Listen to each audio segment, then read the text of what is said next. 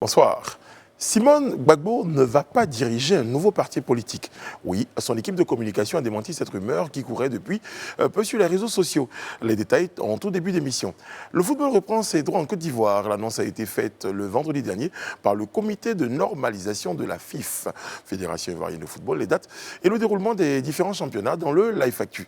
Et à l'international, c'est le Britannique Karim Khan qui remplace la Gambienne Fatou Bensouda au poste de procureur de la CPI.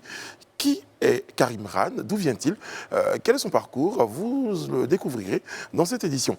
Et aujourd'hui, 15 mars, lendemain de la Saint-Valentin, nous serons accompagnés de Serge Taïgba. Il est conférencier, auteur et coach. Et ensemble, nous parlerons de la fête des amoureux et de son corollaire. Débats et analyses, décryptage de l'information. L'actualité, comme vous l'avez toujours souhaité, c'est dans le Live Talk. Bienvenue.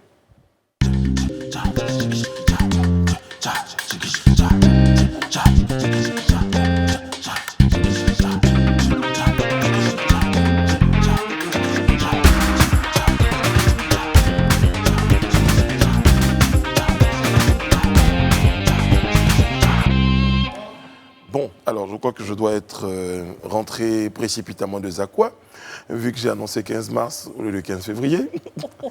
Je suis peut-être déjà pressé qu'on y arrive. Bonsoir mesdames. Bonsoir monsieur. Bonsoir Brice. Bonsoir Edith Brou, bonsoir Abia Diallo. Comment allez-vous? Brice, ça va et toi? Edith Brou bleu est en bleu. Eh oui, ça faisait longtemps. Ça faisait longtemps. Bonsoir Abia, vous êtes magnifique. Merci beaucoup. Toi également. Merci, merci. Après ta merveilleuse prestation de samedi dernier. Merci, merci. J'étais très Bravo. heureux de vous voir dans la Toutes salle. nos félicitations. Merci beaucoup mesdames, merci, merci. Serge, comment allez-vous? Bonsoir, bien, merci. D'accord. Vous n'étiez pas au Palais de la Culture, mais Oui, non, j'étais pas à Abidjan J'ai surtout. bien représenté. Voilà, Rabia. Non, en tout cas, le plateau était bien représenté. Mais j'ai suivi tous les directs d'Abidjan Capital du Rire sur les réseaux sociaux de Vibe Radio. Ouais. Ouais, à chaque étape. J'ai senti. Ouais. Il est en même temps, il est dans le placement de radio. Du coup, comment tu as passé ta Saint-Valentin alors? Ben, déjà à travailler, parce que déjà il fallait répéter. Donc on a fait le spectacle, c'était très très bien. Et après, on essaie de se poser. Mais c'était une autre façon de faire la Saint-Valentin. J'ai beaucoup aimé. Oui, bien sûr. De voir tous ces gens, c'est une forme Tu d'amour t'es que vous nourri de recevez. leur amour. Bah oui. Exactement. Voilà, sur scène. Tous ces gens dans le canapé de Brice, c'est sûr que ça faisait quand même assez intimiste. Hein. Oui. Il était quand même assez grand en canapé. Oui, je suis d'accord. Mais de toute façon, le public, tu as su donner de l'amour au public et il te l'a vraiment rendu. Donc voilà. Merci Rabia. Je pense que ce métier est très très beau. On donne du bonheur et de la joie aux gens. Et quand on sort de là, on est vraiment...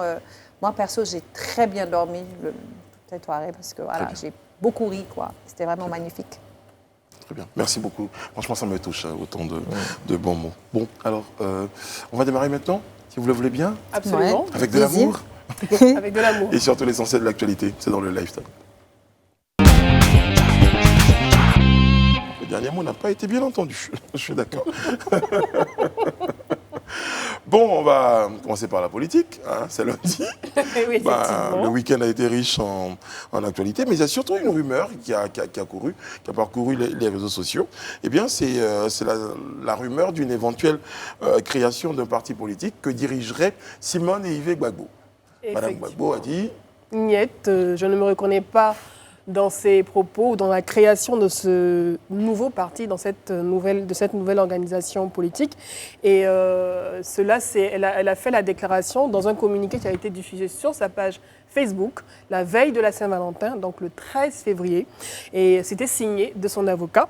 Donc en substance, Madame Simone Yves Gbagbo a déclaré demeurer membre fondateur et toujours deuxième vice-présidente de son organisation politique, donc le FPI, le Front Populaire Ivoirien. Et le communiqué disait en substance ceci: le 11 février 2021, une personne se faisant identifier comme Angeline Linda Akmel a fait une publication sur Facebook dans l'Observatoire démocratique en Côte d'Ivoire, Relais 4. Il y a tellement de groupes O2CI maintenant, Oui. on se perd. Donc Relais 4, selon laquelle les amis de Simone réunis ce jour à la Riviera à Toban ont décidé de lancer leur parti politique après les élections législatives. Donc eux, ils décident qu'ils vont lancer son parti politique après le scrutin des législatives. Donc le parti, en tout cas on est toujours dans le communiqué, le parti a créé, dont Simone Gbagbo prendrait la tête s'appellerait Rassemblement national. Ça me fait penser au Rassemblement national de Marine Le Pen ou la Côte d'Ivoire unie. Bon. Mais Marine, oui, Rassemblement national, Front national. Non, le Front national n'est plus le Front national, Il est le c'est Rassemblement national. D'accord. Donc, Moi, je ne sais faisais pas le d'où ils tirent leur inspiration. L'extrême droite, hein, donc Oui, faut bien pas sûr, forcément l'extrême faire droite. le rapprochement avec Simone Je ne fais Gbagbo. pas le rapprochement entre qui est l'idéologie très à gauche. politique. C'est juste la C'est dénomination. juste la dénomination. Ou l'autre proposition de nom que les fameux amis de Simone et Yves Gbagbo auraient choisi, la Côte d'Ivoire unie. Certainement, quand ils ont entendu une pensée de Serge, il y a quelqu'un qui s'est dit non, ils sont capables de nous prendre pour des gens d'extrême droite. Et puis on peut Exactement. appeler ça, on pourrait appeler ça en tout cas la Côte d'Ivoire unie. Et à la publication, il a été rajouté une photo de l'ex-première dame, donc Simone Yves Gbagbo, et l'utilisateur Facebook, Angéline Linda Akmel, a promis d'y revenir avec plus de détails, parce qu'il y a 4 heures de temps, elle a publié sur son profil Facebook et dans un autre groupe du style de ODCI, elle a déclaré avoir pris note et acte du communiqué de l'avocat de Simone Yves Gbagbo, et elle reviendra dans quelques heures avec le lieu du rassemblement, les personnes qui y étaient pour justifier de son annonce. Mais c'est Mais tout de même. C'est une aberration. C'est tout La de personne même. concernée dit non. Non. C'est pas moi, je ne veux pas. C'est pas moi, je ne veux pas. J'y étais pas. Et toi, tu dis non. J'ai les preuves. C'est toi. C'est tu toi, y étais. tu y étais. Et tu as confirmé. Et en fait, ça me fait penser à ce qui s'était passé pendant Ah, c'est le dingue. scrutin présidentiel, pendant la campagne électorale. Avec la avec candidature de Vincent Toby. Et on a vu des jeunes Oui, qui étaient oui. allés faire le Oui, dépôt oui. officiel de sa candidature au niveau de la CEI, alors que lui ne se reconnaissait pas dans ces groupes. Et avait Bon, même à la- déclaré qu'il n'était pas au courant quand ils À sont la allés. différence, juste que lui, on savait très bien que de toutes les façons, légalement, il ne pouvait pas. se Effectivement. présenter. Mais- Bon, en plus, dans le principe, je ne sais pas si c'est moi qui le perçois différemment, dans le principe, on dit des amis, donc du genre tous les 4, Une association. on se réunit, on dit bon, ben, on est en train de vouloir faire un parti, et on mettrait Jimmy à la tête de notre parti. Bon, déjà notre idée.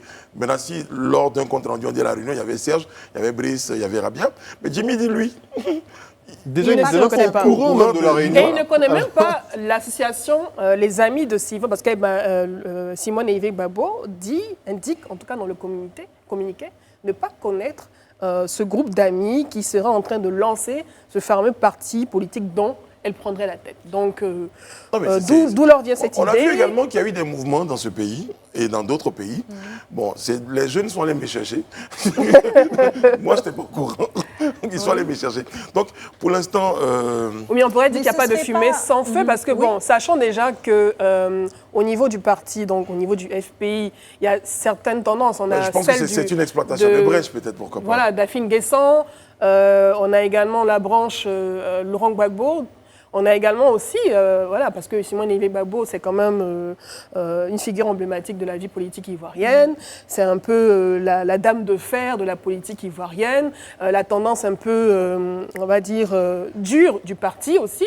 Derrière, elle a toujours son influence, parce que lorsqu'elle fait des déclarations, ces déclarations, même si elles sont très discrètes et très rares, elles sont attendues par les membres, en tout cas la branche gore, dure du parti. Donc forcément, peut-être, on ne sait jamais, peut-être qu'il y a c'est une fumée sans feu, pourquoi pas. Mais moi, ce que je pense, c'est que ça peut également être une certaine stratégie pour tâter le terrain Pourquoi pas. et pour voir comment réagissent les Ivoiriens. Est-ce que c'est une nouvelle qu'ils prennent comme ça? Est-ce que c'est quelque chose qui pourrait se faire? Puis, comme on a vu, il y a eu le communiqué à un moment donné par rapport aux mesures Covid. Certains ont dit que ça aurait pu être juste une fuite, justement, pour voir comment réagissait le public. Ça Donc, peut je être pense que c'est pareil. une stratégie. Peut-être c'est une stratégie parce que moi, je ne peux pas me lever un matin et puis prendre la parole pour quelqu'un qui sort pour Mais dire... justement, Rabia, ça a déjà été Oui. fait avec Vincent Toby. Oh, Des oui. gens se sont dit, et on a apporté la candidature. Lui-même savait, on a apporté sa candidature. Ça, Il y a eu ça se fait très souvent. Mais, en France, en politique, en est-ce Afrique. qu'ils ont insisté après quand lui, il a dit qu'il n'est pas du tout concerné, ces personnes ne sont pas ressorties pour dire non, dans tous les cas, on va revenir avec des preuves. Vous voyez ce que je veux Mais la dire? personne n'a pas envie. La personne qui a été citée, Angéline Linda Linda, en tout cas, n'a pas envie de passer pour quelqu'un qui ment. Donc, elle dit, je reviens dans quelques heures. Donc, nous, ce qu'on va faire, on va attendre. Effectivement, on attend. Dans quelques heures, que les vrais papas, comme on dit en Côte d'Ivoire, nous soient... Elle a précisé dans son post Facebook, j'étais un peu en congé avec ma fille. Je viens à peine de voir le communiqué de l'avocat de Simone et Yvick Gbagbo demain, donc mardi. Je donnerai les détails sur le lieu où s'est tenue cette réunion et les personnes qui y étaient. Est-ce que Simone Gbagbo faisait partie des personnes réunies ou bien des personnes qui sont réunies ont décidé de plébisciter, de penser à quelqu'un pour diriger leur parti? Bon, en tout cas, on aura le fameux. On verra bien d'ici demain. D'ici demain. Le fameux peut-être pas, parce que ce sera toujours la parole de cette dame qu'on ne connaît pas véritablement contre celle de Simone et Yvick Gbagbo. Je suppose qu'une telle réunion, il y a dû avoir des photos. Si elle est vraie, effectivement. Si elle insiste, pourquoi pas, on verra bien ce que ça donne dans les prochains jours. Demain, mon tabouret sera là, ou mon canapé. Ton canapé, Elle nous donnera la suite. Effectivement, je suis le dossier. Bon, quelque chose de beaucoup plus certain, c'est la reprise donc des championnats à partir de mars 2021. On en parle avec vous. Oui, on est en football, c'est vrai. On est en football justement et les choses commencent à s'améliorer de ce côté-là. En tout cas, on commence à retrouver un tout petit peu le sourire en pensant à tous ces joueurs qui depuis le fin mars 2020 sont au chômage, à toutes ces personnes qui interviennent dans le championnat national ivoirien. C'est bon, ça y est, c'est décidé. Donc vendredi 12 février 2021, le comité de normalisation de la Fédération ivoirienne de football a annoncé la reprise des différents championnats nationaux ivoiriens. Donc le championnat de Ligue 1 et Ligue 2 reprennent au mois de mars 2021, donc le mois prochain, quand le championnat de Détroit et le championnat féminin vont reprendre au mois d'avril. Donc le championnat de Ligue 1 va débuter, pour plus de précision et pour tous ceux qui souhaiteraient noter et relever les différentes dates de ce calendrier, le 19 mars 2021 et s'achèvera le 27 juin 2021, donc une pleine saison. Le championnat de Ligue 1 va se jouer en 2 poules de 7 avec une super division. Et le lancement du championnat de Ligue 2 est prévu pour le 26 mars 2021, soit une semaine après le démarrage du championnat de Ligue 1. Le championnat de Ligue 2 va courir jusqu'au mois de juillet 2021 et c'est un championnat qui se jouera avec 3 poules de 8 clubs. Donc concernant le championnat de Détroit et la Ligue féminine, je pense qu'il va intéresser ces dames sur ce plateau, notamment Edith Brou qui s'intéresse vraiment au football féminin, je pense en tout cas. Pardonnez-moi. D'accord. Donc le championnat de Détroit et de la Ligue féminine qui devront commencer donc au mois d'avril. Le comité de normalisation dit attendre une programmation exacte. Voilà, donc pour ces 2 championnats, Détroit et Ligue féminine. Il faut rajouter que pour les championnats ivoiriens de la saison 2020-2021, il s'agit d'une formule exceptionnelle à réaliser dans un cas exceptionnel, fait savoir donc la présidente du comité de normalisation de la FIF.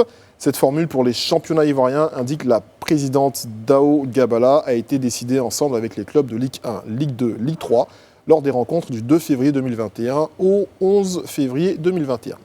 Très bien. Et comme je le disais pour rappel, c'est en mars 2020 que le championnat s'est arrêté et c'est important de le dire aussi. Le comité de normalisation a donc validé le championnat donc, de Ligue 1 qui s'était joué jusqu'à 75%, je pense, parce qu'on s'est arrêté, je crois, à la 20e journée sur 26. Et d'ailleurs, c'est le club RCA qui a été leader de ce championnat et qui a été donc désigné vainqueur de ce championnat-là. Et donc, il y aura validation et évaluation de ce championnat. Les 2 premiers, il y aura... Oui, voilà. Donc, pour la Ligue 2 également, il y a eu validation. Les 2 premiers de la Ligue 2 seront relégués, donc vont aller en Ligue 1. Voilà, et les 2 derniers du championnat de Ligue 1 seront relégués en Ligue 2. Voilà, très bien. Bon, en tout cas, c'est un bon signal que le comité de normalisation envoie à tous ceux qui étaient très sceptiques quant à son installation. Ça montre que les choses avancent et elle avait déjà prévu des rencontres, donc c'est ce qui a été fait avec les différents dirigeants des équipes, au niveau de la fédération. Donc elle a discuté, elle a échangé avec eux. Je pense que c'est de concert avec eux que ces décisions de reprise et ces différentes dates, ce planning a pu être validé et accordé. Et avec l'État aussi. Avec l'État également, le ministère des Sports. Donc ça montre que la normalisation est en train de suivre son cours. Et on a vu aussi des annonces la semaine passée, donc avec certains départs au niveau de la FIF.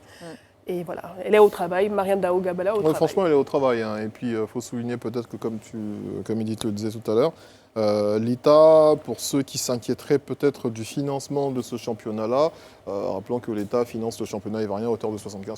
Donc l'État a décidé de soutenir ce championnat-là, ce qui veut donc dire que ça devrait bien se passer. Je pense. En tout cas, peut-être un peu plus même que d'habitude au niveau financement. Voilà. On croise les doigts et on est déjà très heureux de cette nouvelle-là. Après, on va regarder... Après, on verra surtout aussi le dispositif au niveau des stades, comment ça va se passer, sachant qu'on a une crise sanitaire, le public. Oui, parce que pour les recettes, ça risque d'être un peu compliqué. Déjà que les gens n'allaient pas beaucoup au stade. On espère que les sponsors suivront aussi. Non, mais c'est ça, parce que je veux dire, cette crise-là a permis également de développer d'autres initiatives. On se rend bien compte qu'aujourd'hui, plutôt que de supporters, les sponsors peuvent acheter des espaces. Oui, comme on l'a vu pendant le Super Bowl aussi. Exactement. Donc je crois qu'il y a de l'espoir. Il y a de l'espoir. Il faut que les sponsors soient créatifs et puis qu'ils acceptent d'investir pour récolter un certain nombre de soutenir le football. J'aime beaucoup le style de Madame. Oui, elle est toujours en basket, en tennis. Ça, c'est son style depuis longtemps. Ce n'est pas parce qu'elle est la présidente du comité de normalisation. Je la connais depuis de nombreuses années. C'est toujours son style, qu'elle soit en tailleur ou en boubou. Elle a toujours ses tennis, c'est sa signature. Ceux qui sont derrière, vous avez des nouvelles, vous le connaissez plus. Avec le masque, c'est difficile. C'est difficile. Mais non, la tenue, je veux dire, depuis vous la connaissez. En même temps, Madame Bleu ne connaît pas tout le monde. Ah non, je ne connais pas tout le monde. Je ne suis pas la CIA, ni le KGB. Bien sûr.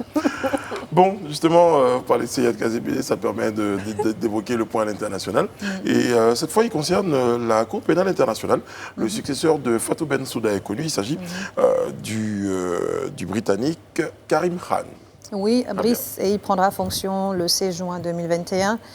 Il s'agit d'un avocat britannique, justement, élu au deuxième tour pour un mandat de 9 ans. 9 ans. Et il a remporté 72 voix sur les 122 exprimées. Et c'est la première fois qu'il est procédé, justement, à un vote pour désigner le procureur, faute d'avoir atteint un consensus, comme d'habitude. Ils sont allés même au deuxième tour, je pense.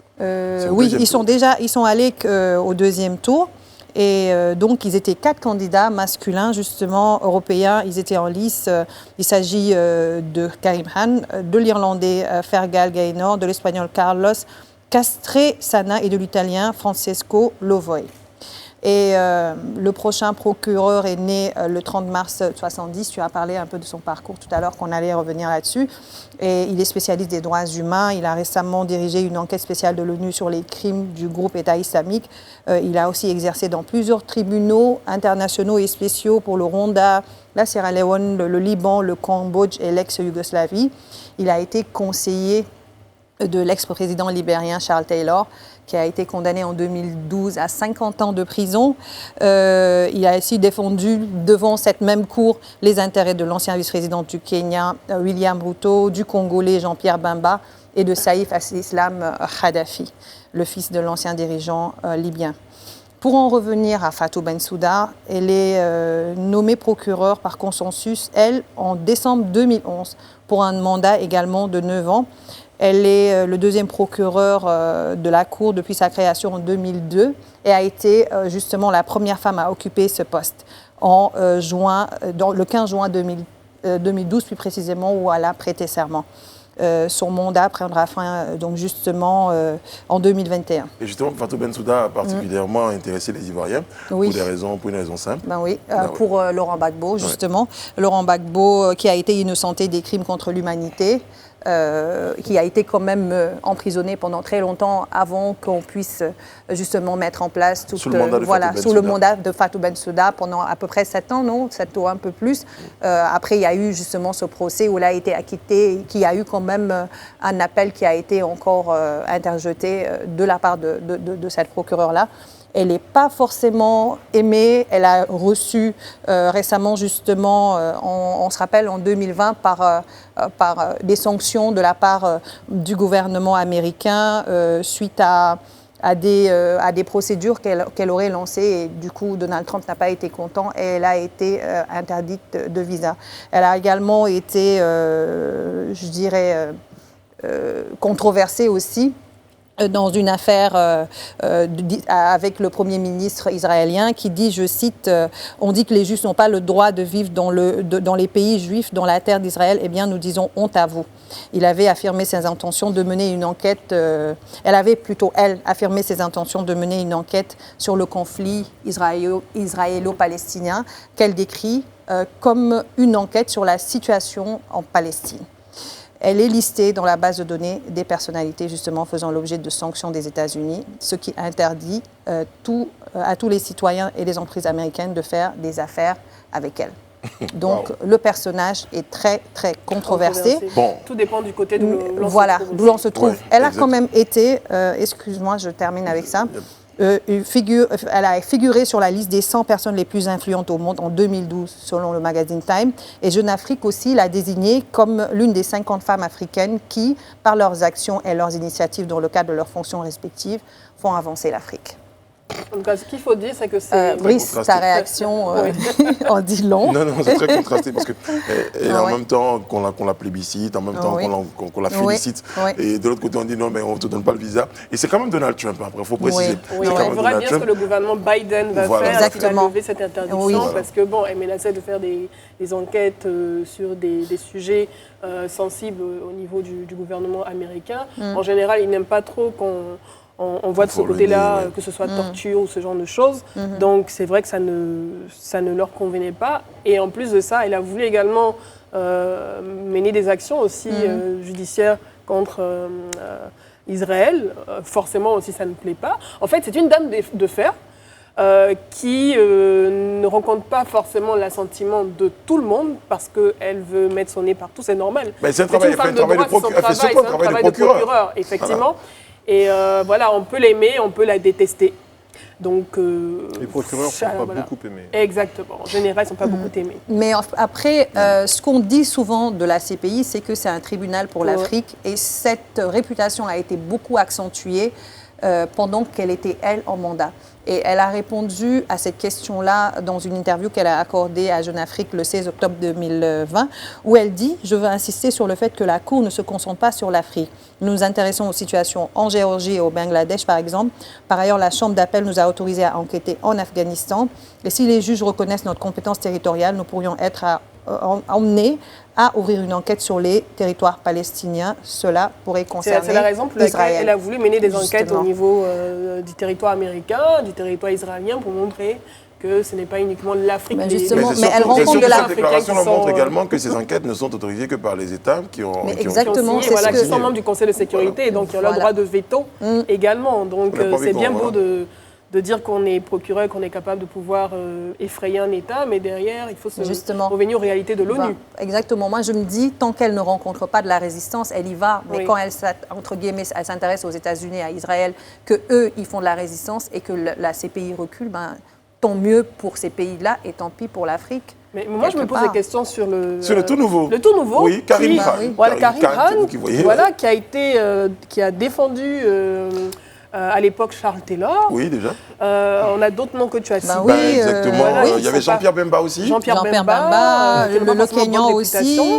Donc derrière, on a l'impression qu'il sera jugé parti finalement à un moment donné. Bon, déjà, on va juste dire qu'il connaît bien la maison. Il connaît bien la maison et il n'a pas forcément... Il défend des cas difficiles en général. Oui, il n'a pas forcément gagné à tous les coups. Effectivement. En fait, voilà, c'est peut-être une revanche ou bien peut-être que maintenant il sera de l'autre côté. Oui, il vient du côté, il sort du côté obscur de la force. Que dira Charles Taylor? Quel est l'état d'esprit de Charles Taylor aussi non plus Aussi, on verra bien la suite des événements. Est-ce qu'il y aura d'autres dossiers qui seront ouverts, etc. Bon, déjà, il faut qu'on comprenne que c'est une institution, elle a ses règles, elle a son fonctionnement. Il ne faut pas qu'on imagine juste que quand on est procureur, on peut avoir le droit de vie ou de mort pour dire, bon, celui-là sort, celui-là rentre, ou bien genre, bon, on a une certaine influence. Exactement, j'allais dire ça. Ouais. Bon. Bensouda était classée la femme... Beaucoup d'Africains ont imaginé, beaucoup d'Ivoiriens, d'Africains, ont imaginé que lorsque Barack Obama viendrait au pouvoir... Ça changerait la vie des Africains, ce serait le paradis. Voilà, donc à un moment donné, il faut comprendre qu'il y a des institutions, il y a leur fonctionnement. Il y y a la géopolitique. Mais Exactement, Brice, ils ont leur... il y a un petit peu d'humain et d'influence quand même sur certaines décisions, certaines procédures. Forcément, Voilà, il y a un peu de subjectivité. Donc voilà, ça peut jouer après sur la finalité d'une procédure. Nous parlons de Cour pénale internationale, madame. Serge Taïba est avec nous, il est conférencier, auteur et coach formateur. Bonsoir, comment ça va? Bonsoir Brice. Alors la petite anecdote, c'est qu'on se retrouve on en parlera à la fin d'émission. Tout à fait. J'expliquerai ça à nos téléspectateurs. Alors avec nous, pour parler de Saint-Valentin, nous sommes au lendemain de cette célébration. Bon, ça a été partagé sur le plateau, hein. Certains l'ont célébré avec Fast and Furious. C'est quoi Fast? Non, avec beaucoup d'enthousiasme, avec beaucoup d'entrain, avec beaucoup de déclarations. de déclarations. Voilà. Et puis d'autres, c'était un jour comme un autre. Il y en a qui ont estimé que c'était une opération commerciale, juste ça, ils n'allaient pas tomber dans cette arnaque. Alors finalement, c'était la Saint-Valentin. Ça représente quoi déjà? Ça part de quelle idée pour ceux qui n'ont pas encore l'information? On en parle avec vous. D'accord, merci. Bonsoir à tout le monde. Bonsoir. Et bonsoir aussi à tous les téléspectateurs. Saint-Valentin, ça part de quoi? Ça part déjà de... C'est une vieille histoire. Hein. Ça trouve son origine déjà, je pense, autour du 3e siècle, 4e siècle, quelque chose comme ça. Et après, qui prend de l'ampleur plutôt dans le monde anglo-saxon. Et je crois que c'est autour des années 80, fin des années 70, que ça prend vraiment de l'ampleur plus en France et puis en Europe et tout. Et nous, on commence à l'aborder fin des années 90, si je ne m'abuse, ou début des années 90. Et bon, après, c'est la fête des amoureux. Il faut pouvoir célébrer l'amour, célébrer les amoureux. Et puis bon, voilà, c'est comme ça que ça a pris de l'ampleur, progressivement avec les médias, bien sûr. Et puis voilà, on en est là aujourd'hui. Célébrer l'amour, de quel amour s'agit-il, finalement? Alors en réalité... Ça dépend des cultures. C'est vrai que nous, ici, on est dans un contexte bien précis, mais si vous faites un peu d'histoire, vous allez vous rendre compte que dans d'autres cultures, dans d'autres pays, il y a des célébrations de ce genre et chaque culture, justement, donne un certain sens. Certains qui le tournent vers l'amour de façon générale, amicale et tout. Et alors, justement, j'ai un point sur la question. Pour dire le terme, ce n'est pas la fête de l'amour, on aurait pu dire c'est la fête des amoureux. Parce que la fête de l'amour, vous comprenez que ça peut être beaucoup plus large, l'amour de Dieu, l'amour en général. Mais la fête des amoureux, je crois que ça rend la chose un peu plus intimiste quand même. Absolument. Ouais, mais c'est comme il est en train de dire, Ouais. c'est dépendamment des cultures et des pays. Aux États-Unis, par exemple, la Saint-Valentin, c'est toutes les personnes que vous aimez. Pas forcément votre amoureux, votre très amoureuse. amitié. Voilà, on l'a faite à l'école parce que les enfants offrent également des cœurs à leurs amis, à leurs parents. Donc tout dépend de la culture dans laquelle on se trouve. Et je pense que nous, dans notre contexte, c'est justement ici, dans notre contexte, c'est pour les amoureux, je pense. Le contexte qui nous concerne, c'est pour les amoureux. Donc c'est des personnes qui s'aiment. Parce que je n'ai pas vu de nombreuses personnes aller à l'église pour célébrer l'amour de Dieu. Mais d'où vient toute cette pression au niveau de cette fête? À quel moment c'est devenu aussi, pas comme une obligation, mais même si ce n'est pas une obligation, on se sent obligé de la fêter. À quel moment? Quel a été le une si grande déclencheur? importance? Oui. Alors, je pense que moi, je mettrais ça sur le compte de la force des médias qui a vraiment joué dans tout ça. Parce qu'à un moment donné, tout ce qui est célébration, tout ce qui est événement, quand c'est, on va dire, amplifié par les médias, ça a une ampleur, en fait, qu'on ne contrôle plus. Amplifié par les médias et les réseaux sociaux pour la suite. Justement, à l'époque, il n'y avait pas les réseaux sociaux, mais quand les réseaux sociaux arrivent, c'est encore plus d'ampleur. Donc, c'est ce qu'on constate aujourd'hui. On peut peut-être en second plan mettre le doigt, pas forcément accusateur, hein, mais en tout cas donner la responsabilité de cette ampleur-là aux médias. Je me rappelle très bien de cette période d'ailleurs dans les années 90, milieu des années 90. Tout à fait. On a un certain média qui a vraiment commencé à faire la promotion de cet événement-là.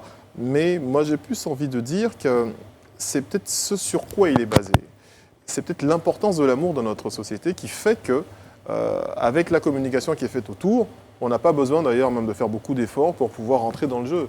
Peut-être que dans nos sociétés, l'amour a vraiment une place de choix. Vous voulez dire que les gens s'aiment plus maintenant? Moi, plus j'enlèverais même le peut-être dans ce que vous dites parce que c'est exactement ça. L'amour est au centre de notre vie. C'est quelque chose qui, pour moi, je vois rarement une valeur qui peut avoir autant d'impact sur un humain que l'amour. Donc pour moi, dans ce que vous dites, c'est tout à fait juste. L'amour est tellement fort que lorsque quelque chose se manifeste ou se célèbre autour de l'amour, naturellement, ça va prendre de l'ampleur. Je vais revenir sur ça, avec quoi je ne suis pas tout à fait d'accord. Madame Diallo.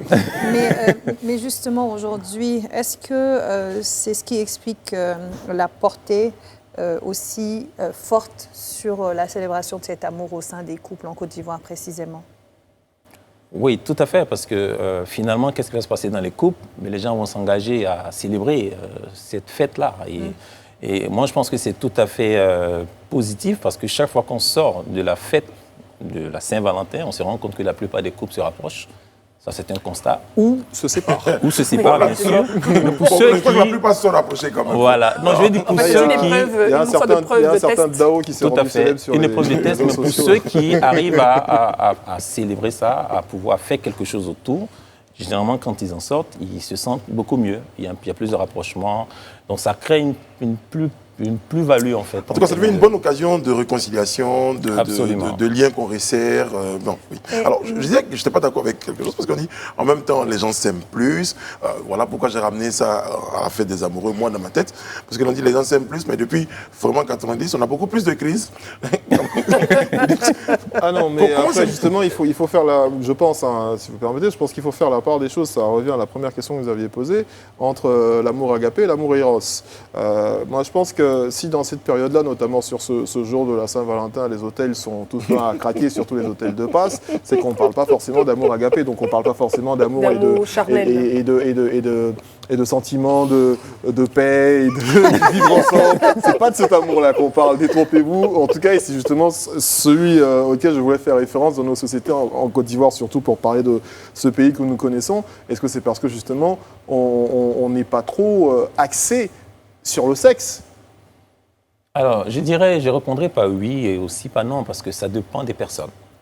Et ça, c'est pas quelque chose qu'on peut... Je parlais aujourd'hui avec quelqu'un qui me disait « Non, la Saint-Valentin, c'est devenu trop commercial, on ne doit pas fêter la Saint-Valentin et tout. » Je lui ai dit « Écoute, la vie a toujours été comme ça. C'est pas parce que le couteau blesse quelqu'un qu'on ne doit plus l'utiliser pour la cuisine. » Ça permet de poser l'autre question, c'est comment célébrer cette Saint-Valentin? Bon, les gens l'ont célébré... Les hôtels. Les hôtels. Il y a les restaurants aussi, voilà. Parce que c'est ça, est-ce que c'est pas juste... Votre ami, justement, a vu que dans toute cette opération, c'était très superficiel, les gens passaient du temps à offrir des fleurs, des cadeaux, mais est-ce que dans leur cœur, il y avait cette vraie envie de célébrer l'amour avec tout ce que cela demande comme engagement, comme implication et comme résolution? Alors moi, je vous dis une chose que quelqu'un a dit, c'est un auteur qui a dit qu'en fait, dans la vie, rien n'a de sens et nous qu'une leur donnons un sens. Ce qui veut dire que la Saint-Valentin n'est que... c'est un concept, c'est une idée. Après, chacun choisit de mettre le sens qu'il veut dedans. Donc, quelqu'un dira, OK, pour moi, la Saint-Valentin, c'est l'occasion pour moi d'aller vers une femme et de lui démontrer cela par le sexe, excusez-moi comme ça, de le dire comme ça. Et l'autre dira, non, il faut que je montre à ma femme que je l'aime, je lui fais un cadeau qui va la toucher, qu'elle n'oubliera jamais. Donc, je pense que chacun va donner un sens à la chose, bien qu'on parle de l'amour, mais le sens qu'on donne à l'amour ne va pas être pareil pour tout le monde. Franchement, de manière très objective, ça commence par les fleurs, par un dîner, et puis ça finit... Ça se termine, voilà. C'est le process logique. Qui n'est je veux pas... dire, l'un ne va pas souvent sans l'autre. Ça dépend des couples aussi. Ça finit je pas peux me rassurer qu'on ne va pas forcément directement, en fait. On va pas directement. Mais non, c'est ce que je dis. dis. Mais attends, franchement... On a des couples âgés qui ne finissent pas forcément au lit. Est-ce qu'on n'a pas commencé... Justement, et moi j'ai bien envie de rebondir sur l'âge. Aujourd'hui, coach, est-ce que quand on analyse les tranches d'âge qui célèbrent le plus la Saint-Valentin, ou bien en tout cas les périodes de relation, est-ce que par exemple les gens qui comptabilisent 1 à 5 ans ou 10 ans de relation font plus que ceux qui comptabilisent 10 ans et plus de relations? Ou bien même par génération. Est-ce que c'est plus célébré par les jeunes aujourd'hui ou toutes les classes de la population, tous les âges? Est-ce que les plus âgés, après 40 ans, sont dans la même ferveur? Comment on peut Alors, moi déjà, j'étais quelque part hier aussi avec mon épouse et on était dans un endroit où j'ai eu le temps de constater qu'il y avait autant de couples d'un certain âge que de couples jeunes. Donc ça, c'est un exemple très rapide que je trouve. Il faut vous dire qu'effectivement, il y a des gens d'un certain âge qui le célèbrent ou qui la célèbrent, comment ça peut se dire. La fête. Voilà, qui l'a faite. Maintenant, C'est sûr qu'avec avec l'âge, on perd l'intérêt pour ces choses. Ça, c'est sûr. Parce que, comme vous voyez, c'est la nature de la vie. Quand vous êtes habitué à quelque chose, mais à un ça, je moment suis pas donné... d'accord avec, hein, coach. Bah, Moi, si, très moi, je franchement, suis je tout suis à pas fait d'accord d'accord avec. avec. Bon, d'accord. On Donc, c'est devrait quoi, lutter Laissez-moi, contre- justement, on devrait va laisser lutter. dire. En ce moment-là, Voilà. ça veut dire que pour pouvoir justement s'engager dans ce genre d'initiative, il faut que ce soit conscient, il faut que ce soit volontaire. Parce que naturellement, on va avoir ce désintérêt qui va s'installer. Parce qu'on est habitué. Et la familiarité, justement, va tuer en fait l'intérêt pour la chose. Même pour Noël, Et ça on se rend demande bien une compte que certaine... même nous, on aimait la fête de Noël, Voilà. c'était quelque chose, et puis après, Non, mais c'est quand on parce devient qu'on nous parent. offrait des cadeaux, mais aujourd'hui, c'est nous qui les achetons. C'est normal qu'on déteste aujourd'hui. C'est votre Mais argent. on en C'est reçoit normal. toujours. On en reçoit toujours. Je pense que ça dépend des couples parce qu'après 10 ans, 20 ans, on a le test du nombre d'années, donc de la routine et de tout ce qu'on sait. Et pour les couples qui arrivent à tenir cette distance, ce genre de célébration, c'est un peu comme la célébration de la journée de la paix. On peut faire la paix tous les jours, célébrer la paix tous les jours, mais il y a un symbole. On le fait une Absolument. journée. Donc pour des couples qui ont duré beaucoup plus longtemps, 20 ans, 30 ans, ce genre de célébration montre le raffermissement et surtout le côté moins futile de la fête comme on le voit avec on va ensuite à l'hôtel après avoir mangé du chocolat et tout. C'est ça. Ils le vivent différemment. Mais ils je vont pense. plus à On l'a l'hôtel vu parce dans qu'ils le ont photo. leur propre oui, maison, ils sont Voilà, ils ont leur mariés. propre maison. Et puis le sexe n'est plus au centre de leur relation de couple. Depuis 20 ans, 30 ans, ils arrivent à trouver du plaisir autrement que par le sexe. Et moi, je l'ai constaté, en tout cas, en voyant certaines déclarations pour des couples de 20 ans, 30 ans. Je pense que c'est différent, en tout cas, quand ils tiennent la route. Pour des Absolument. couples de Je suis 20 ans, d'accord 30 avec ans, vous. c'est sûr que, surtout si vous êtes mariés assez tard, le sexe, c'est clair qu'à un moment, il va s'éloigner un peu de vos habitudes. Hein. Mais moi, normal. je pense qu'on Hein? ne devrait pas Non, forcément...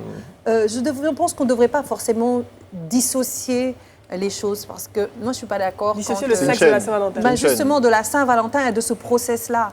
Après, moi, ce que je dis, c'est que je suis tout à fait d'accord quand on dit que après 10 ans de mariage, après 10 ans de relation, l'engouement ou l'envie ou cette envie, cette frénésie qu'on avait, on ne l'a plus.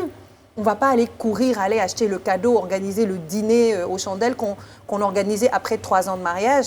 Vous voyez coach, ce que je veux dire? Mais pour rebondir sur ce que tu viens de dire, coach, comment on peut, pour des couples en tout cas, comment ils peuvent maintenir la flamme au fil des ans? Comment En ils peuvent tout cas, y alors ça, arriver de Saint-Valentin en Saint-Valentin, on va dire? J'ai envie de dire que je n'étais pas d'accord. Hein. Bon, allez, on va permettre de répondre à la question de Mme Bleu avant de revenir. Voilà, parce que pour moi, c'est une question qui n'est même pas pour la Saint-Valentin. C'est comment maintenir. Oui, parce que pour continuer à fêter on les prend pour Saint-Valentin, il prétexte faut la aussi Saint-Valentin. avoir des astuces aussi. Vous avez trouvé le pont. Voilà. Je pense que déjà, il faut comprendre que la Saint-Valentin, c'est juste un symbole. Comme vous l'avez dit, on marque le couple pour dire, écoutez, là, on va fêter, on va célébrer l'amour entre nous. Mais au-delà de ça, c'est quelque chose qui doit se faire quotidiennement. Maintenant, comment ne pas perdre l'envie ou l'intérêt pour cette célébration, naturellement, ça part d'une volonté, d'une décision. De se dire, OK, on est mariés, il faut qu'on puisse garder certaines habitudes parce que l'amour, c'est comme un jardin, ça s'entretient.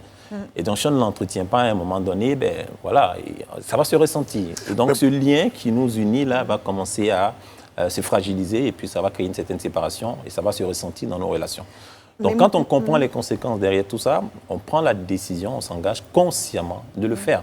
Et en ce moment-là, on va se rendre compte que plus on agit dans ce sens, on active une certaine flamme qui, finalement, fait vivre la relation et nous fait vivre tous les deux en tant que... Mais Moi, coach, j'ai une question, moi j'ai quand même un autre point. Aujourd'hui, la Saint-Valentin, c'est quelque chose d'assez général.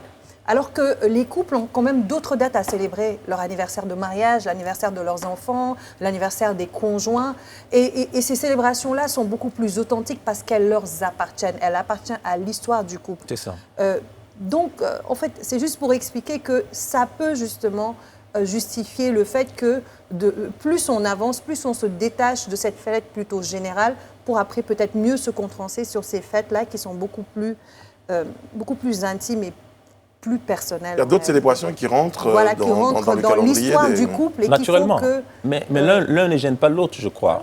Le plus important, c'est toujours de se dire, OK, chaque chose à sa place, il faut pouvoir célébrer chaque chose en son temps. Mais la vraie question, c'est est-ce que c'est nécessaire? Est-ce que la nécessité aujourd'hui de Justement, célébrer pour en venir et t'emboîter le pas par rapport à la question que je voulais poser sur la nécessité de célébrer la Saint-Valentin, moi je trouve aujourd'hui que ça ouvre une fenêtre sur des phénomènes sociaux qui ne doivent pas nous laisser indifférents. Regardez sur la toile aujourd'hui, vous allez voir que lorsque la célébration de la Saint-Valentin arrive, on ne parle plus que des amoureux. De plus en plus, hein, chaque année qui avance, on ne parle plus que des amoureux.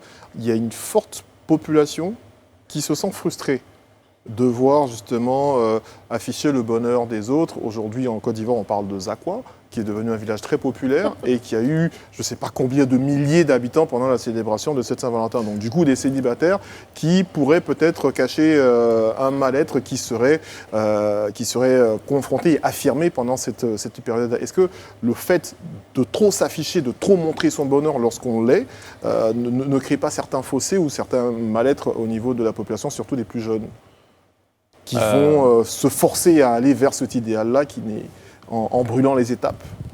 Oui, après, ça peut être l'aspect, on va dire, dérangeant de la chose, mais je pense que ça ne devrait pas être une raison pour ne pas le faire. Parce que le côté positif aussi, que vous ne voyez pas peut-être, ou que vous voyez, mais que vous n'avez pas évoqué, c'est que derrière, ça va inspirer d'autres personnes. C'est la promotion de l'amour, c'est à la gloire de l'amour, qui est une belle chose. L'espoir, surtout que c'est possible. Surtout l'espoir qu'on donne aux autres, que tu dis c'est possible, comme le dit Madame Bleu. Donc c'est clair qu'il y a des aspects dérangeants dans la chose, mais il ne faut pas oublier les aspects positifs. Et Zakwa, disons-le, est devenu le refuge de tous ceux qui n'avaient peut-être pas envie de se retrouver dans toute cette agitation. Il y en a qui estiment, même s'ils sont amoureux, que la Saint-Valentin, ça ne les concerne pas, parce que c'est très marketing. Ils vont à Zakwa. Mais après, en général, on dit ce genre de choses lorsqu'on est célibataire. Mais lorsqu'on se retrouve en couple, après, je n'ai pas les statistiques, en général, la Saint-Valentin, on oublie Zakwa complètement. Ah, parce que vous n'avez pas le choix. Vous n'avez pas le choix, vous n'ouvez pas de cadeau, vous êtes mort. Moi, j'ai envie de rebondir sur ce que Serge dit en disant que si on va dans cette... Voilà, Serge avec GE, Serge avec GE, pour dire qu'en fait, si on part sur cette réflexion-là, on ne fêtera plus la fête des mères, plus la fête des pères, plus la journée internationale de la paix et de la femme. C'est pas pareil du tout. Oui, Ah non, c'est pas pareil du tout. Moi, si je... Du tout, c'est pas pareil. Parce que la perversité, justement, de la célébration de cette fête-là, où elle emmène les jeunes. On va laisser jeunes. terminer parce que Madame Bleu est choquée. Alors, ce qu'on va faire, Rabia, on a bien compris votre question. Alors, Serge, donnez votre réponse. Justement, je dis, c'est pas pareil du tout. Parce que ce à quoi je voulais arriver, vous savez, les frustrations que ça peut créer chez ces jeunes-là, qui voient par exemple Madame Diallo et son époux afficher leur amour, et qui se disent que j'ai envie de faire pareil, ils ne vont pas savoir qu'il faut passer par des étapes, notamment l'étape de la cour, l'étape des fiançailles. J'ai juste envie tout de suite d'afficher quelqu'un. Donc là, je vais aller traquer une jeune demoiselle, peut-être, je vais lui offrir quelque chose, je vais réserver une chambre d'hôtel, parce que c'est ces jeunes-là qui sont pleins dans ces hôtels-là. Et après, qu'est-ce qu'on constate? C'est des suicides.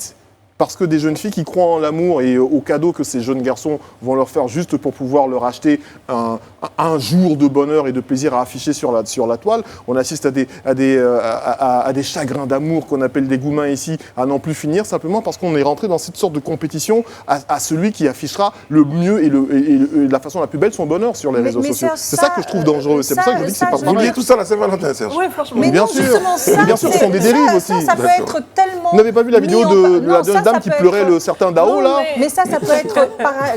Ce parallèle peut être fait pour la fête des mères. Des femmes peuvent aller se faire des enfants parce que si on suit... Si on suit cette logique... Pour la fête des mères, les hôtels ne sont pas pleins. Je suis désolé. Oui, mais aujourd'hui, un orphelin peut être frustré parce que quelqu'un célèbre sa mère sur les réseaux sociaux. Justement. Quelqu'un peut être frustré parce qu'on célèbre les pères alors qu'il vient de perdre son père il y a 6 mois. On doit célébrer et les personnes qui n'ont pas ceci auront forcément la chance ailleurs. Et puis pour ça, en 30 secondes, parce qu'on part à la pause, et puis on va permettre au coach quand même de réagir. Voilà. Parce que, mine de rien, on va se dire, nous, on va continuer à la fin de l'émission. Voilà, en fait, ce qu'il faut comprendre, c'est que célébrer, même si on sort du cadre de l'amour, de la Saint-Valentin ou des relations, célébrer un événement, célébrer une victoire, célébrer tout ce que vous voulez, a un impact psycho-émotionnel très fort.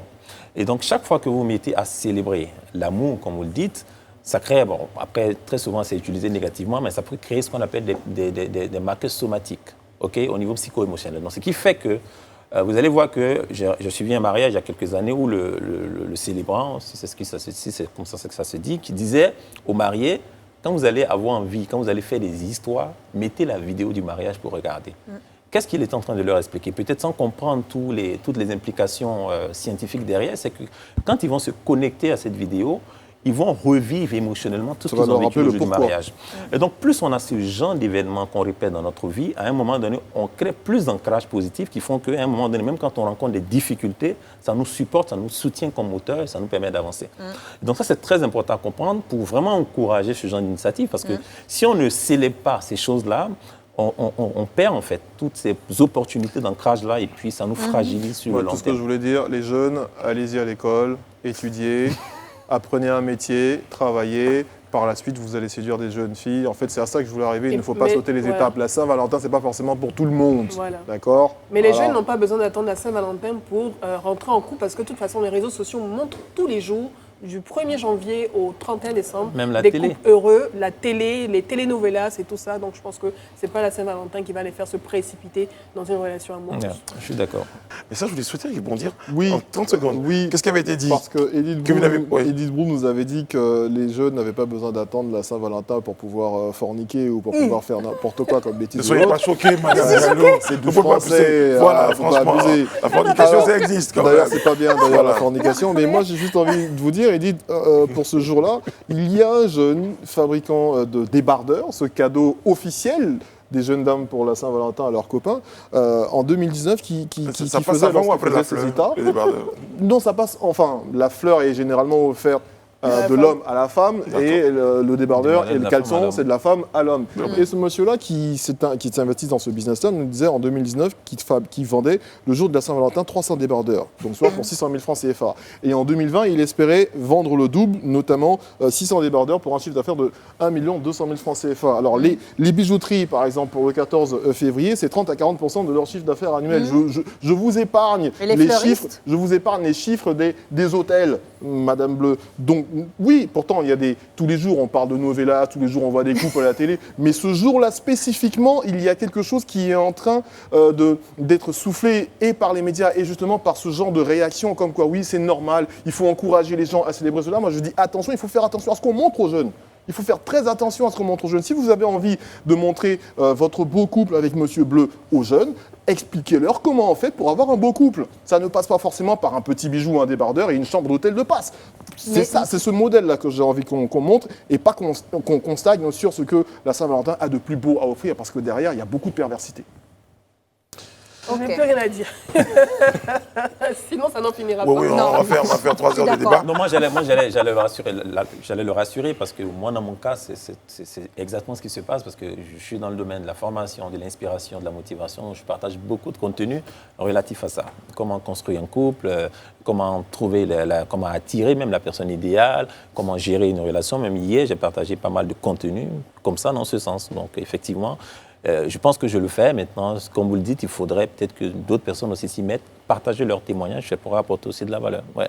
Très Lui, bien. par exemple, il pourra commencer peut-être à Voilà, expliquer pourquoi le pas. process, puisque ça lui tient autant à cœur. Oui, Je reviendrai avec des statistiques des préservatifs, de certaines marques de préservatifs. bon, ça Mais pour- suffit aujourd'hui. En fait, Tous les éléments de langage en fait, sont non, hôtels. c'est un anti-consumériste, je Oui. pense, de base, parce qu'il s'oppose à la mercantilisation de toutes ces fêtes. Donc, si tu Et t'opposes à la surtout, mercantilisation de la Saint-Valentin, il a choisi la l'angle fête de des Noël, dérives, en fait. Exactement, mais s'il y a des les dérives, mères voilà. et tout ça, on devrait arrêter de vendre Mais justement, pendant ces fêtes, acheter des cadeaux Je n'ai pendant pas ces dit fêtes. ça, je n'ai pas dit Non, ça, mais ça y mais ressemble, je dis aussi c'est qu'il faut faire attention, il faut garder un regard sur l'inflation ces jours-là également. C'est vrai que je ne suis pas Mais c'est anticapitaliste, je ne normal, veux pas que les gens Serge. ne fassent pas d'affaires, Mais tu vas halluciner si je te dis que selon L.ci, les Ivoiriens dépensent 5% en plus que Noël pour la Saint-Valentin.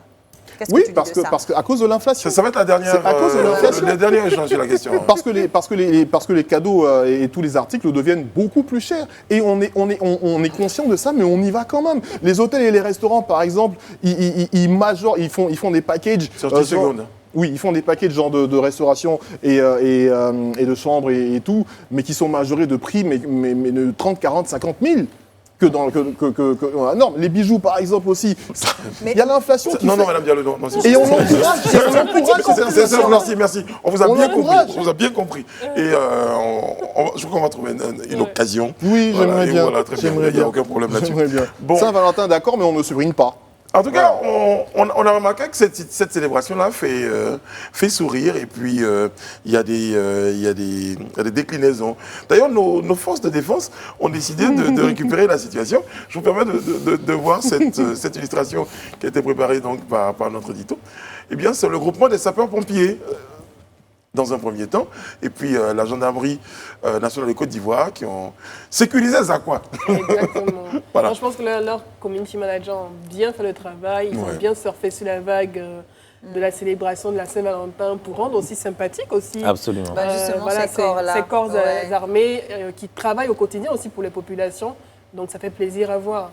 Ouais, que disent nos chers pompiers? À tous ceux qui se préparent à envoyer des messages enflammés à leurs amoureux pour le 14 février, nous vous prévenons que nous ne disposons pas d'assez d'engins d'incendie dans nos casernes, les moyens existants étant déjà insuffisants pour la couverture opérationnelle à bon entendeur. Salut, moi j'y vois un gros appel de détresse. Non, c'est...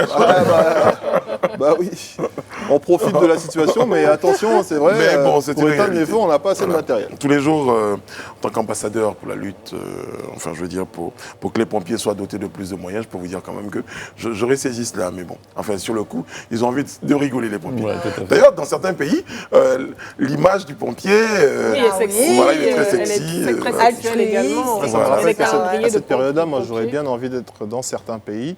Il y en a un dont j'oublie le nom d'ailleurs, qui, je crois que c'est en Europe en tout cas. La tradition de la Saint-Valentin, c'est que lorsque vous sortez de chez vous, la première personne que vous rencontrez du sexe opposé est censée être votre Valentin, votre Valentine. Ça, c'est pas mal ça. Au Japon, je pense qu'au Japon, On offre- les femmes offrent des chocolats les femmes offrent aux des hommes. cadeaux aux hommes. Ça, c'est pas mal aussi. Des chocolats, mais, précision. mais ici aussi, enfin partout, les femmes offrent Des aussi des cadeaux. débardeurs Alors. et des Mais moi, j'ai caleçons. une Peut-être question oui, justement pour notre oui. invité, pour venir à lui quand même, parce que Effectivement. je sais que le débat passionne, mais on va se souvenir qu'on a une invitée sur le plateau. Alors, pour revenir, justement, ce genre de déclinaison, cette utilisation de la célébration par d'autres personnes que les amoureux, ça dénote de tout l'intérêt qu'on porte à la Saint-Valentin. Tout à fait, et notamment le domaine commercial aussi, hein, qui s'y met à fond, parce que il y a une grosse opportunité qui est là, il y a une forte demande, et vous savez que le monde des affaires a toujours été basé sur la loi de l'offre et de la demande. Donc, s'il y a beaucoup de demandes, ça va naturellement susciter des offres, et c'est ce qu'on voit. Et donc, il y a ça, avec cette illustration aussi des sapeurs-pompiers qui s'y mettent, très belle idée. Et je pense qu'on en a besoin, et moi, je pense qu'au-delà de tout l'intérêt en amour, en intérêt économique et tout, il y a le fait que ça nous permet aussi de nous réjouir, de sortir de toutes ces C'est ça, difficultés. avec tout ce qu'on a connu Voilà, comme la stress, je crois que ce sont des ça événements. amène de belles énergies, et Voilà. tout à fait, donc on en a besoin effectivement. Moi, je vous conseillerais d'investir dans les fleurs. Vous savez combien coûte une tige de rose importée? Combien? 3 000 francs. C'est rien ça. Ça, c'est rien, oui. Mais quand vous avez des personnes qui font des bouquets avec 1000 roses, avec 1000 tiges Combien de roses, par sont-ils, exemple. monsieur? Mais il y en a de plus en plus aujourd'hui, justement. Combien Il sont-ils y a une structure bien connue, d'ailleurs, de livraison de fleurs, de fabrication de bouquets et tout, qui a marqué, qui a affiché « Nous ne prenons Oui, j'ai plus vu ça. de Commandes. commandes J'ai 2 vu jours ça. avant ». Pour moi, C'est franchement, vous dire. c'est une belle chose. Alors parce que ça qu'en veut dire que 2019, cette structure-là avait commandé près de 5000 Mais pieds de roses. j'ai une question pour le coach. Alors, on a parlé d'offrir des cadeaux, de structures, en tout cas, qui font du business pendant cette période. Dans les couples, qu'ils soient mariés ou pas, est-ce que lorsqu'on ne reçoit pas de cadeaux, ou lorsqu'on ne peut On n'a pas pas reçu les offrir, cadeaux parce qu'on lorsqu'on lève le n'a pas lendemain. reçu de cadeaux, Faut qu'on ne peut restituer pas le- offrir, Bon, là, aujourd'hui, là, on n'a pas reçu les cadeaux est-ce qu'il hier. faut se sentir Comment on se sent? frustré? C'est tout. Est-ce que ça veut c'est un dire cri que de l'autre frustration, ça. nous aime moins s'il ne nous Non, on offre en a pas de reçu. cadeaux? Comment on se sent le lendemain de la Saint-Valentin quand on n'a pas reçu de cadeau? Allez, c'est la question. Comment non, on gère ça? non, c'est clair que ça va créer une frustration. Parce Oui. que Est-ce que ça on a- devrait créer une frustration? Oui, je vais dire de prime abord, oui, il y a ce sentiment-là qui est là, se poser des questions, mais je pense que je compte pour la personne, pourquoi il ne m'a pas offert de cadeau. Donc tout de suite, on pense à ça. Est-ce qu'offrir un cadeau, c'est la Maintenant, la meilleure maturité, Oui. la maturité voudrait qu'on comprenne pourquoi ça n'a pas été fait. En ce moment, on va faire la démarche. Ah, ben, je m'attendais, qu'est-ce qui s'est passé? Je n'ai pas reçu. Mais est-ce Et que en c'est ce moment-là- obligatoire d'offrir un cadeau à la Mais Saint-Valentin? parce que je veux dire, la célébration de la Saint-Valentin d'une fête, est-ce qu'elle est liée à l'offre d'un cadeau? Alors, après, ça dépend de ce qu'on appelle un cadeau. Un cadeau, ce n'est pas forcément un présent. Moi, j'ai l'habitude de dire que le meilleur présent que vous pouvez donner à quelqu'un que vous aimez, c'est votre présence. Donc, déjà, le fait d'être aux côtés de quelqu'un, ça, c'est déjà un cadeau. Ça va être ça, votre mot de fin, justement. Qu'est-ce qu'on peut dire, justement, à ceux qui en ont reçu, à ceux qui ne l'ont pas reçu, par rapport à toutes ces Saint-Valentin en 30-45 secondes, coach? Non, je pense qu'il faut comprendre, et tout le monde n'est pas en mesure de donner un cadeau physique. Donc, il y a d'autres choses qui ont plus de valeur qu'on peut apporter à quelqu'un qu'on aime. Voilà. Donc, comme j'ai dit, être présent aux côtés de la personne, lui témoigner son amour. Il y a des gestes. Et après, il y a ce qu'on appelle, Ça part, le premier cadeau, il y a la présence, il y a de l'attention, et il y a les cadeaux. Il y a les services qu'on peut rendre à la personne. Donc, c'est sous d'autres cieux. Je pense que c'est en Occident. Même ici, c'est le comprendre. Maintenant, après, c'est comment vous enrobez tout ça pour pouvoir permettre à la personne de comprendre votre message. Parce qu'il faut aussi connaître la personne qui est en face de vous. Quand vous vous adressez à quelqu'un, il faut savoir ce que la personne attend. Et en ce moment-là, vous savez comment lui adresser votre message ou votre cadeau pour lui permettre d'être touché. Le plus important, c'est de témoigner son amour à une personne. Absolument. Voilà, peu importe la manière. Juste pour finir en 5 secondes, aujourd'hui, les bouquets de fleurs les plus prisés par les femmes en Côte d'Ivoire sont les bouquets avec des billets de banque. Voilà, c'est les plus prisés, histoire de vous dire que voilà, donner de sa personne et de sa présence. Même vous. Bravo. Même vous aussi. Hein. Pardon. Vous allez aimer ça si on vous apporte ça. Oui. Très franchement, oui. Je m'en doutais. Merci beaucoup, M. Taïga. Serge d'avoir été avec nous. Je rappelle que vous êtes conférencier. Vous êtes auteur d'un bon nombre de bouquins. On pourra voir toutes ces informations-là sur vos pages des réseaux sociaux. Tout à fait. Merci d'avoir été avec nous. Merci à vous. Merci, Mme Diallo. Merci, Mme Bleu. Merci, M. Kouachi. On va penser à vous offrir un bouquet. Sans fleurs avec l'argent. C'est ici qu'on va mettre un terme à notre rendez-vous de ce soir. On vous retrouve demain sur ce même plateau. Là d'ici, prenez soin de vous et que Dieu veille sur la Côte d'Ivoire, que Dieu vous garde.